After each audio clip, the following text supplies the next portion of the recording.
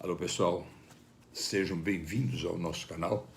Que Deus abençoe ricamente esses minutos que você vai passar nos assistindo, que você possa ter uma mudança de vida, porque o tema é muito tremendo, que é para onde vamos após a morte. A única certeza que nós temos nesta vida é que nós vamos morrer. Isso ninguém tem dúvida. Ou mais cedo, mais tarde, independente da idade, nós estaremos partindo. Então, a nossa proposta é mostrar com a base bíblica para onde nós vamos após a morte. Então, nós não vamos discutir religião, não é esse o nosso propósito, mas nós temos a Bíblia como única regra de fé. Então, pega a sua Bíblia, Hebreus 9, 27 e 28. Veja o que está escrito. Está escrito assim: e assim como os homens está ordenado morrerem uma única vez, vindo depois disso o juízo. Então está ordenado, biblicamente falando. Assim também Cristo, tendo se oferecido uma vez para sempre para tirar os pecados de muitos, apenas será a segunda vez sem pecado para aqueles que aguardam a sua vinda. Então aqui não tem como você não entender. Isso aqui é o alicerce da palavra, o alicerce da nossa vida após a morte. Esse é uma estrutura básica para você entender. Então, se você quiser desprezar a Bíblia, então já é outra situação. Com todo respeito àqueles que pensam diferentes, porque nós somos alimentados também por homens de Deus que ministram. Por exemplo, dá um exemplo, o pastor Augusto Nicodemos, da presbiteriana, que eu admiro muito. Não são todos os pontos que nós concordamos. Isso não atrapalha nada, porque os pontos comuns são muito maiores. Então nós louvamos a Deus pela vida dele, pela vida de Watchmani, que também tem uma outra linha. Cada um tem uma situação, uma linha. Nós não estamos aqui para desprezar ninguém ou desrespeitar. A reencarnação é uma doutrina dos espíritas, budistas e muitos outros, até pessoas, às vezes, eles falam, não, eu acho que é assim. O que essa doutrina ela coloca? Da doutrina da reencarnação. Você morre, aí você nasce no outro, encarna no outro corpo e desencarna, encarna de novo e morre, e vai encarnando, desencarnando e vai desencarnando. Esse ponto para nós com todo respeito, porque eu li o livro Segundo o Espiritismo, o livro dos médiuns, quando eu ainda não tinha uma plenitude de conhecimento da palavra. E são livros bonitos, doutrinas bonitas, e respeitamos todos eles, mas nós não podemos concordar, porque se isso for real, o sacrifício de Jesus está inválido. O sacrifício de Jesus perdeu sentido. A cruz perdeu todo sentido, porque seria a reencarnação. Os ateus, nós temos, como nós fomos professor universitário, nós temos pessoas extremamente intelectuais que são ateus. E eles falam, não, mas é tudo em interações químicas, como a filosofia do Big Bang. Aí eu cheguei uma vez a falar para um colega meu também, que eu respeito e amo. Eu falei, rapaz, você tem muito mais fé do que eu, porque acreditar que o Big Bang organizou tudo isso que nós estamos vendo, organizou os oceanos, estabeleceu as frutas no tempo certo, estabeleceu o sol, a lua, as estrelas, tudo isso, olha, é muita fé. Então, nós respeitamos também, porque o ateu, ele tem mais probabilidade de se salvar, de se converter, do que os desviados. Porque os desviados, eles voltaram ao próprio vômito. Eles conheceram a verdade e abandonaram. Então, eles têm os seus méritos e nós temos que entender isto. Tem uma outra doutrina chamada hedonismo, que as pessoas dizem que hoje ela está muito na moda, porque essa doutrina é o prazer pelo prazer, a escolha do vinho. E a palavra fala, não vos embriagueis com vinho onde há contenda, mas enchei-vos do Espírito Santo.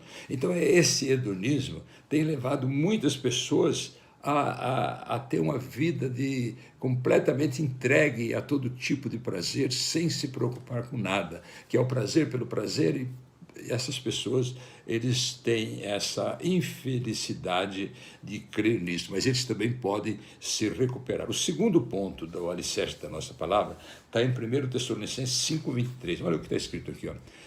1 Tessalonicenses 5:23. O mesmo Deus da paz vos santifica em tudo, e o vosso espírito, alma e corpo sejam conservados íntegros e irrepreensíveis para quê?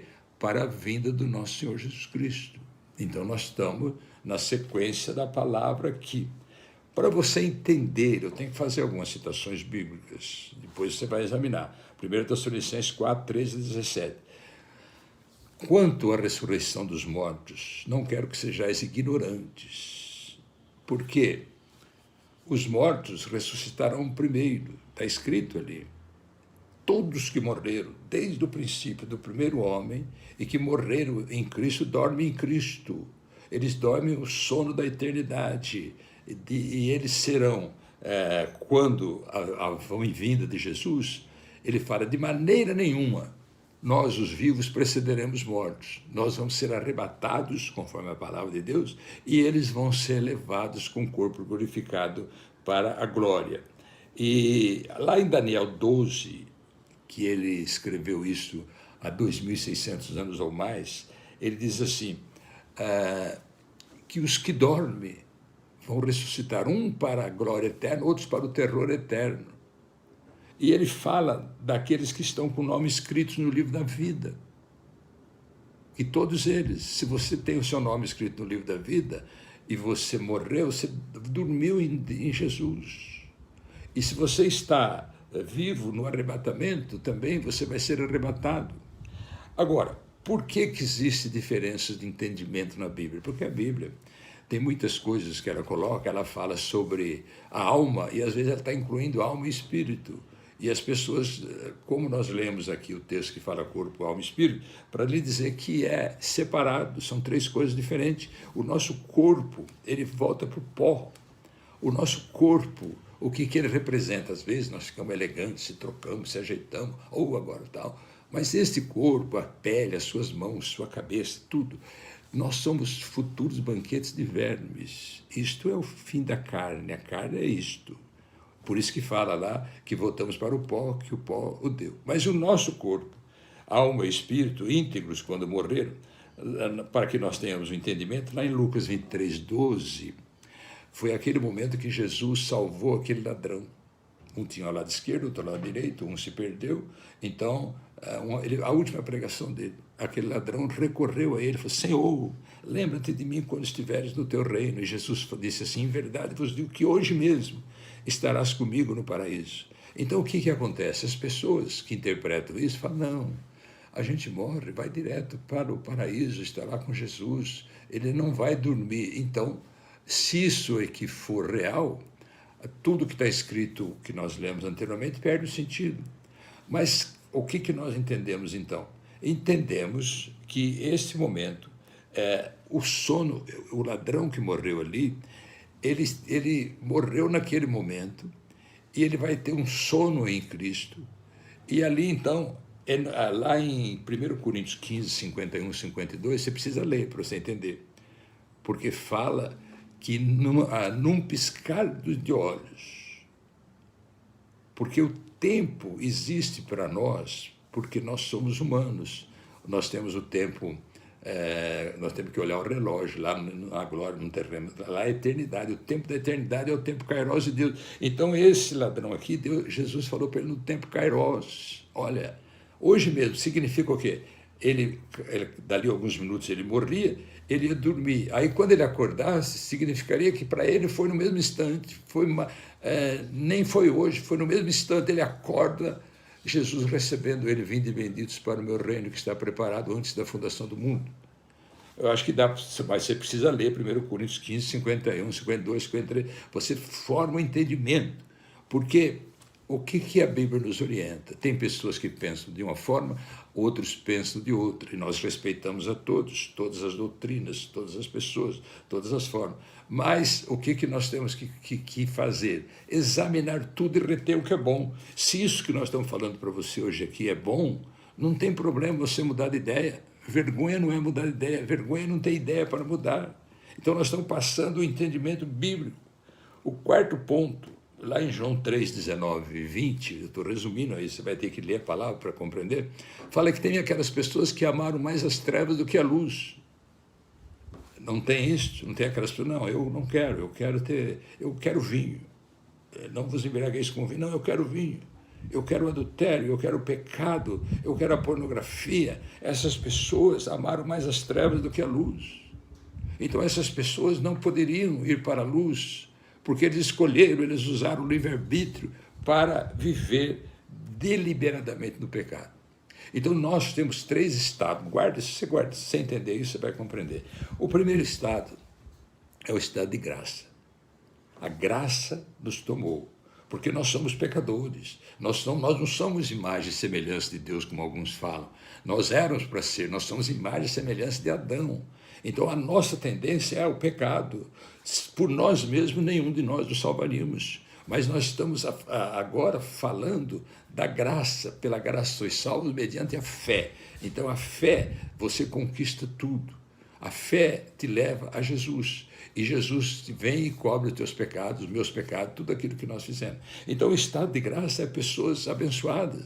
Pessoas que oram, que buscam a palavra, que eles querem saber da verdade e que eles não se importam com o desejo daquele, eles enfrentam a carne, eles enfrentam a alma, como o apóstolo Paulo enfrentou, porque te aquietas dentro de mim, minha alma. Então você tem que enfrentar os desejos impuros da carne, então você estaria em estado de graça, embora nós somos pecadores. O segundo estado do homem é quando ele está vivendo no pecado. Não é o pecado, porque você peca, eu peco, o homem mais santo do mundo peca 3 vezes ao dia. Então, o segundo estado é quando a pessoa decidiu viver deliberadamente no pecado. O adultério, ele não acertou a vida com Deus, ele está naquilo que a palavra fala, que afronta Deus, ele está fora da lei Apocalipse, quando fala os salvos, quem são, ele está completamente, mas ele não quer saber. Então, ele está em estado de morte, é o segundo estado.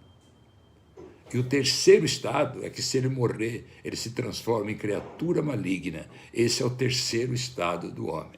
Bem, é um resumo que nós passamos para você, esperando ter te ajudado. Agora, examina tudo, retém o que é bom.